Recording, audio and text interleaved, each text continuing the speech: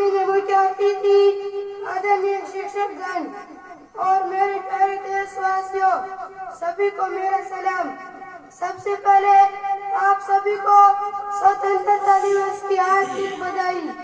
आज हम अपने महान भारत के 77वें स्वतंत्रता दिवस का जश्न मनाने के लिए एकत्रित हुए हैं।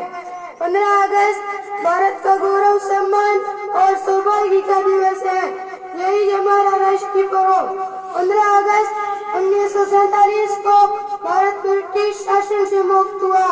तब से भारतवासी स्वतंत्रता दिवस धूमधाम से मनाते हैं।